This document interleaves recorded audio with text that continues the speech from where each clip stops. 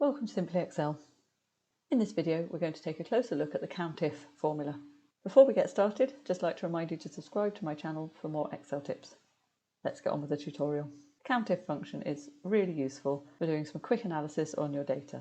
There's a lot of flexibility in how you can use it, so we're just going to walk through some examples now. We have our Olympic athletes data here. The first thing we're going to do is we're going to count the individual athletes who've won medals at the London Games. So to do this, we type equals to let Excel know we're going to start using a formula. Type COUNTIF, open our brackets. We're going to select all the data in our venue column by pressing Ctrl, Shift and down, and type a comma, and in quotation we're going to type London. Close our brackets. What we're saying there is please count the number of occurrences of London in the venue column. So that will be the number of records containing London, therefore the number of athletes who won medals there. Press return and you'll see that there's 1,771 people won medals at those games.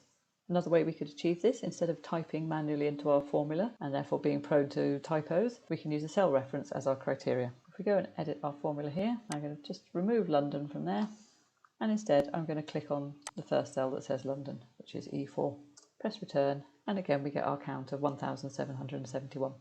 We could also sum up two COUNTIFs in the same formula. So for example, if we wanted to count the number of people who won medals in London and the number of people who won medals in Athens, we would just type a plus on here, open another COUNTIF formula,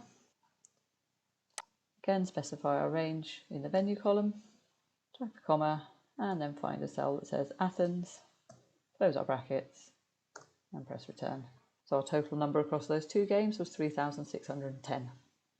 We can also use COUNTIF on numbers. So we could, for example, count the number of athletes who've won medals at these games who were older than 50. So to do this, we're going to again type our COUNTIF formula, open our brackets, select everything in our age column by using Ctrl, Shift and down, comma, and then in quotes we're going to put greater than 50. Close our quotes, close our brackets, and press return. And we can see there were 9 medalists across all these games who are older than 50. We can use any of the numeric operators in there, so you could use less than or equal to. For example, we could say, let's look for anybody who was less than or equal to 20 when they won the medal. And we can see there's 834 of those. And finally, we can also use wildcards in our data. For example, if we wanted to look at how many people called Chris had won medals at these games, we'd use our COUNTIF formula again, open our brackets, specify the athlete name, and then we don't mind what the surname is, we're just interested in people called Chris, so we're going to do comma, open our quotes, type Chris, and then put an asterisk, and that's our wildcard, so that's a wildcard for any number of characters. Close our quotes, close our brackets, and press return. And we can see that there are 102 Chris's who've won medals at these games. We can also use the question mark as a wildcard for a single character. So if, for example, we wanted to count all the athletes where the second letter of their name was an I, and we didn't mind what the rest of the name was, we can come back into our formula, and in here we're going to press question mark.